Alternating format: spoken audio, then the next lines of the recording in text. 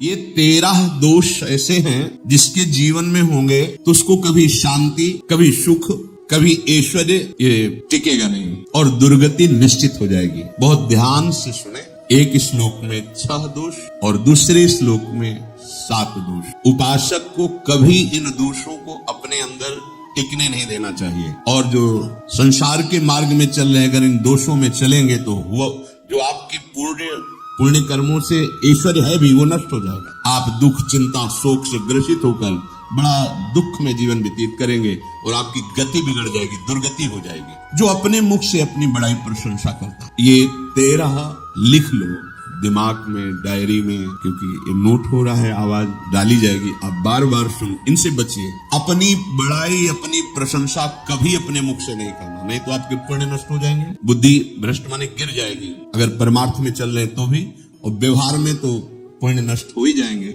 बुद्धि गिरी हुई तभी ऐसी बात होती है। और ये दोष बहुतायत है, ये बहुत प्रभावशाली है। अपनी बड़ाई मारना, इसको देख लो, पकड़ो, सत्संग है। अपने मुख से कभी अपनी बड़ाई ना करना। अगर कोई अपने मुख से अपनी बड़ाई करता है तो उसके सुकृत नष्ट हो जाते हैं, बुद्धि भ्रष्ट माने गिर जाती, पतित हो जाती है, फिर निर्णय ठीक नहीं। अगर हमारा सारथी, हमारा ड्राइवर मूड हो तो कहीं भी हमको गिरा देगा, तो वो बुद्धि भ्रष्ट मतलब गिर जाती है, निर्णय करने लायक नहीं रहती।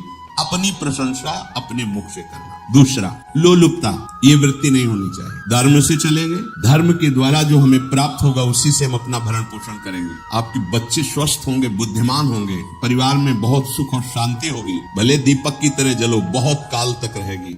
लक्ष्मी जी भी आपके घर में बहुत काल, हम ये नहीं कहते कि बहुत नहीं, जितनी है बहुत सुख शांति से चलोगे। अगर लोलुपता करोगे, हिंसा, छल कपट, व्यभिचार, चोरी, ऐसे धन आ जाए, वो आएगा, लेकिन वो हाइलोजन की तरह आएगा, एकदम प्रकाश और फ्यूज, बिल्कुल अंधकार करके जाएगा। देख लेना, तुम्हारे जो सुख के हेतु है, तुम्हारा शरीर, तुम्हारे बच्चे, तुम्हारी पत्नी, तुम्हारा परिवार, उसको देख के तुम रात दिन जलोगे बिना आग के। ऐसे उनके आचरण होंगे, ऐसे उनके अंग होंगे, ऐसे उनके दिमाग होंगे, ऐसा उनका व्यवहार होगा। ये लोलुपता अगर उपासक में या किसी में है, उसको नष्ट कर, सावधान। तीसरा, यदि आपका अपमान होता है तो आपको उसे सहन करना होगा, उससे आपके पाप नष्ट हो जाएंगे। जो तनिक सा भी अपमान होने पर बहुत क्रोध करके दूसरे का अपकार करने लगता है, ये आपका पतन करा देगा, ये आपको फंसा देगा, हृदय जलेगा, अर्थव्यवस्था नष्ट होगी, पूरा परिवार दुखी होगा। जरा सा अपमान की संभावना में आप किसी से भी भिड़ गए, किसी से भी, वो ये प्रवृत्ति आपका पतन कर देगी। उपासक में तो अपमान सहना अमृत है, नीचा अपमानम श्रद्धा, पर व्यवहार में भी ज्यादा उत्तेजित मत होइएगा। ये तो कुछ मिनट की बात है। अगर आपने उसे मारा, पीटा, रिपोर्ट हुई, कानून की, फंसते चले जाओगे, अर्थ जाएगा, समय जाएगा, चिंतन जाएगा, बहुत तरह से हानि हो जाएगी। अगर आप सह गए तो आपका सहना उसके लिए आग बन जाएगा। उमा क्षमा साप होते भारी, तुम्हें दंड देने की जरूरत नहीं, उसका एक कर्म ही उसे दंड दे देगा। आप शांत हो जाइए, आप सत्संगी है, आप शांत रहिए। चौथा, निरंतर क्रोध और उसका चिंतन। बैठे बैठे बस द्वेषियों का चिंतन ही हो रहा है, अंदर क्रोध का चिंतन और द्वेषियों का चिंतन ही हो रहा है। द्वेष भरी बातें, द्वेष भरी क्रियाएं, उन्हीं का चिंतन करके जलते रहना क्रोध से। उपासक को तो क्रोध करना ही नहीं चाहिए, बहुत शांत। ठीक है, अभ्यास में कभी क्रोध हो सकता है, उसको फिर समन करो, अंदर से प्रायश्चित, जैसा कि अब गलती हुई, आगे नहीं करेंगे। और व्यवहार में भी क्रोध को आप पीना सीखें। अगर बार बार आपका क्रोध प्रकट होता ही रहेगा, आपका स्वभाव बिगड़ जाएगा, आपके पुण्य नष्ट हो जाएंगे और आपका जीवन नष्ट हो जाएगा। देने वाला उतना दे देगा, आपको आनंदित रहो, पैसा खर्चा सब पूरे जीवन का विध्वंस मचा दिया क्रोध ने।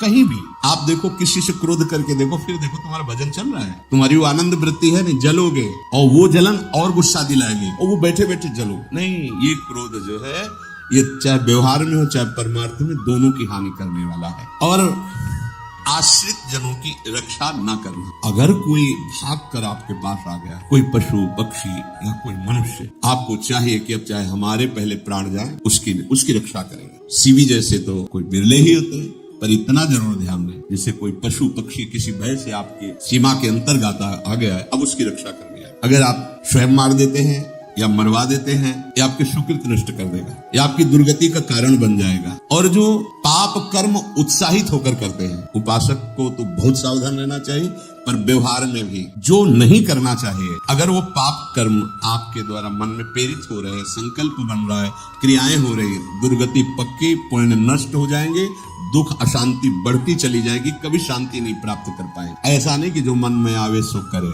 पापाचरण निडर और उत्साहित होकर करना, अगर ऐसे लक्षण हैं, निश्चित दुर्गति होती है। ये 6, अपनी बहुत बड़ाई करने वाला अपने मुख से, लोलुपता, तनिक से अपमान में सहन ना करने वाला, निरंतर क्रोधी और आश्रित जनों की रक्षा न करने वाला, और निडर हर्षित होकर पाप कर्म करने वाला। दूसरे श्लोक में 7 है, 6, 7। 1, संभोग का ही चिंतन करना, संभोग में ही मन लगाना, संभोग दूसरी स्त्रियों के साथ करने की भावना। संभोग, पहला है संभोग। रात दिन बैठे बैठे बस यही चिंतन करना, गंदी बातों का, गंदी बातें देखना, गंदी बातें सुनना, गंदी बातों का चिंतन करना। फिर अन्य माताओं बहनों के प्रति काम दृष्टि से देखना, कोई आ जा रही दृष्टि से, काम भाव से देखना, भोग बुद्धि से देखना, निश्चित पुण्यनाश, दुर्गति। बड़े बड़े उदाहरण इतिहास में हैं जिन्होंने ऐसा दृश्य नेत्रों से देखने की चेष्टा की, मन में संकल्प किया, भोगने का, नष्ट हो गए, चाहे वो कितने बड़े प्रतापी हो। ये दुर्योधन कोई साधारण थोड़ी है, भगवान व्यासदेव जी के द्वारा ही तो ना, भगवान व्यासदेव जी ही इसकी उत्पत्ति का कारण है। आप देखो इतने महान पुलस्त जी ही उत्पत्ति का कारण है रावण की। बस यही ऐसे दोष हैं जिनके कारण जीव नष्ट हो जाता है। ठीक है, धर्मयुक्त काम भगवान ने आदेश किया है, आपका पाणिग्रहण संस्कार हो गया है, संतानोत्पत्ति की भावना से कुछ पवित्र तिथियों का त्याग करते हुए चर्चा में हुई है। एक नियम है, एक आदेश है शास्त्र का। आप बहुत काम प्रवृत्ति वाले हैं तो प्रत्येक मास में जब माता वह पवित्र हो जाती मासिक धर्म से, तो जिनका पाणिग्रहण आपने किया, जो पत्नी स्वरूप है, वो ठीक, वहां भी बार बार के लिए व्यभिचार प्रवृत्ति के लिए शास्त्र आदेश नहीं करता, संयम पूर्वक, और उसका चिंतन नहीं करना। पाणिग्रहण संस्कार है, घर में विराजमान है, एक संयम, एक नियम के अनुसार उसका चिंतन तो फिर भ्रष्ट कर देगा। चिंतन प्रभु का करना है, चिंतन प्रभु की सेवा जो आपके कर्तव्य, इसके चिंतन से बचो। घातक है, बहुत बड़ा जहर है, अगर विषय चिंतन होने लगा तो मरोगे, जिंदा जलोगे, दुर्गति भी होगी। ये अंदर की जो आग है ना, कामाग्नि, ये इतनी बढ़ती चली जाएगी, हमारे होश खराब हो जाएंगे कि मुझे क्या करना चाहिए, क्या नहीं करना चाहिए। कोवा मदांधो मदनातुरोवा, अंधा हो जाएगा, नहीं दिखाई देगा अनुजा तनुजा, क्या है कौन है, कुछ नहीं, भ्रष्ट बुद्धि। संभोग का चिंतन नहीं, धर्मयुक्त काम आदेश है शास्त्र में। यदि आप प्रवृत्ति मार्ग में है तो अपनी पत्नी को जो पाणिग्रहण स्वीकार किया है, वहां भी पवित्र तिथियों का त्याग करते हुए, एकादशी है, रामनवमी है, नव दुर्गा है, जन्माष्टमी है, राधाष्टमी, जो पवित्र तिथियों का त्याग करते हुए और ऐसे जो मर्यादाएं हैं उसके अनुसार, और कहीं पराई स्त्री के साथ संभोग की बात, निश्चित दुर्गति पक्की है। ऐसे माताओं के लिए है, स्त्री शरीर के लिए यदि वो ऐसी गलत चेष्टा, तो पतिवंचक परपति रति करई रो नरक कल्पशत पर। ये भोग चिंतन से बचने की चेष्टा कीजिए तो क्रिया से अपने आप बच जाएंगे। क्रिया के पहले चिंतन होता है, चिंतन से ही क्रिया का आवेश आता है। चिंतन संभाले, इसी से भगवत प्राप्ति होती है, चिंतन से, और इसी से दुर्गति भी होती है। अनन्यस चिंतयन्तु माम, भगवान चिंतन करें, मेरा करो, कर्तव्य कर्म मेरे को समर्पित करो। अब जब चिंतन संभोग का होगा तो बुद्धि भ्रष्ट हो जाएगी। ये जो राक्षसी प्रवृत्तियां सुनने को मिलती है ना, कि ऐसा हुआ, वो देखा, सुना और चिंतन किए, और इतनी राक्षसी वृत्ति आ गई कि अब उनमें और राक्षसों में कोई अंतर नहीं रह गया। दूसरा, विषमता रखने वाला, सबके साथ बर्ताव ऐसा कि मैं बहुत श्रेष्ठ हूँ और दूसरे सब नहीं, सब भगवत स्वरूप है। समान व्यवहार, जैसे आपके भोजन है तो जो आप पा रहे वही सबको, बैठने की व्यवस्था, उठने की व्यवस्था, क्रम बाय क्रम, पर उसको भी नीच भाव से मत देखिए। उस कोटि का उसको प्यार दीजिए, दुलार दीजिए, सम्मान दीजिए। इतनी विषमता न फैलाते रहे अपने जीवन में कि आप सबके निंदा के पात्र बन जाए। विषमता, सबको प्यार, हाँ ठीक है, पुत्र का अलग प्यार है, भाई का अलग प्यार है, पिता का अलग प्यार है, पर हमारा व्यवहार प्रीति युक्त होना चाहिए, विषमता भरा नहीं होना चाहिए। अगर हमारे चित्त में विषमता ही रही तो संसार है, प्रभु नहीं है। जीत विषम संसार, कीर्ति जग बिस्तर है।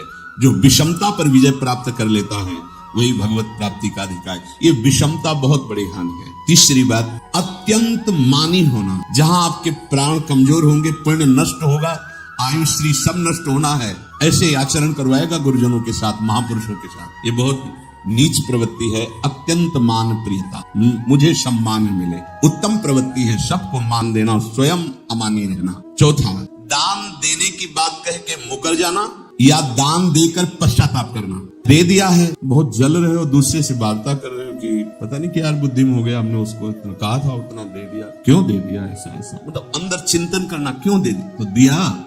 इसके बाद जो आपका जलन हो रही, पश्चाताप, सुकृत नष्ट हो रहे हैं। दान देकर पश्चाताप करना या दान देने की बात कह के मुकर जाना। जैसे आपने कह दिया आपको इतना इतना ऐसा, अब आप मुकर गए, ब्याज सहित तुम्हें देना होगा, ये तुम्हारी दुर्गति का कारण बन जाएगा। ऐसे ही नहीं बोलना चाहिए, बहुत होश से। वाणी एक अमोल है, जो कोई बोले जान, ये तराजू तौल के तब मुख बाहर आन। पांचवा, अत्यंत कृपण होना, ना परिवार को सुखी कर पा रहा, ना अपने को सुखी कर पा रहा है। एक एक सिक्का बैंक में जब मर गया। धन की वास्तविक गति यही है कि अपने परिवार को खूब उसकी अनुकूलता प्रदान करो, उसमें से कुछ हिस्सा किसी ऐसे को जिससे तुम्हें बदले में कुछ लेने की भावना ना हो। कोई साधु महात्मा, गाय, पशु पक्षी, किसी भी जीव बीमार है, शरीरधारी, उसके जिससे कुछ कभी लेने की भावना न हो, एहसान की भावना न हो। शो धन धन्य प्रथम गति जाकी, धन्य हो गया उसका धन। अब कृपण का धन किसी काम में ना सुख, ना परिवार के सुख, ना धर्म कार्यों में, व्यर्थ जीवन चला गया। उसी धन का चिंतन करना, उसी का संग्रह करना और उसी की रक्षा करते करते शरीर छोड़ देना, तो चिंतन बिगड़ गया। तो कह रहे हैं जो कृपणता है और अर्थ और काम की प्रशंसा, उसी की चर्चा, उसी का चिंतन, रुपया और भोग, उसी की चर्चा कर, जहां बैठे रुपया की चर्चा, भोग की चर्चा, जहां एकांत में बैठे उसी का चिंतन, कैसे रुपया बढ़े, कैसे भोग मिले। और अगर अवसर मिला तो रुपया अधर्म से आवे चाहे धर्म से, उसको इसकी कोई परवाह नहीं। भोग चाहे धर्म से हो चाहे अधर्म से, जिसका अर्थ और काम भोग ही चिंतन है, वो धर्म, जिसका धर्म चिंतन का विषय है, तो अर्थ और काम भी ऐसा होगा जो मोक्ष प्रदान करने वाला हो। धर्म, अर्थ, काम, मोक्ष। और जो बालक, स्त्री, पागल, असहाय, जो इनकी रक्षा न करके इनकी हानि करता है, दुर्गति निश्चित है। माना आपकी पत्नी है, उसका स्वभाव बिगड़ा हुआ है, क्रोधी है, कटु वचन बोल, लेकिन आपके ही प्रारब्ध के लिए, माना आपका पति ऐसा स्वभाव वाला, पर आपके ही प्रारब्ध से तो संयोग बना है आकर, अब इसका निर्वाह कर ले जाओ तो पवित्र हो जाओगे दोनों। और अगर झगड़ा और लड़ाई और मारपीट और कहीं हिंसादि के रूप में उतर गए तो फिर और करनी बिगड़ गई। बालक है, आप उसको ज्ञान नहीं कि आप पवित्र है, क्या पवित्र है, उसको ज्ञान नहीं कि आप उसके साथ व्यवहार अच्छा कर रहे हैं कि बुरा कर रहे हैं। रक्षा करनी है आपको, शोषण नहीं करना। कह रहे स्त्री, बालक, तो पागल, जैसे विक्षिप्त पागल है, आपको रक्षा करनी है। बन जाए तो उसको भोजन, ऐसा नहीं कि ईट मारो, उसको अपमानित करो, उसकी बुद्धि खराब है, प्रारब्धवशात खराब हो गई है, तो शास्त्र आज्ञा करता है। स्त्री, बालक, जैसे पागल, विक्षिप्त आदि है, असहाय है, असमर्थ है, बूढ़ा है, वो आप सेवा भी करो, दो गाली दे सकते हैं, उनकी बुद्धि बिगड़ गई, आपको उनको दंड नहीं देना, मारना नहीं है आपको। मान लो आपके बड़े बूढ़े बुजुर्ग जन हैं, आप सेवा भी कर रहे तो आपको कटु वचन बोल सकते हैं, आपकी निंदा कर सकते हैं, लेकिन आपको उनके साथ व्यवहार सद करना है। अगर आपने इन दोषों को स्वीकार किया तो निश्चित आपकी दुर्गति होगी, न इस लोक में आपको शांति मिलेगी न परलोक में। इसलिए इन दोषों को बार बार सुन करके और हृदय में जांचो कि कहीं है तो नहीं, अगर है तो सत्संग, भजन बल, भगवत प्रार्थना के बल से इन दोषों का त्याग कर दो, जीवन मंगल में।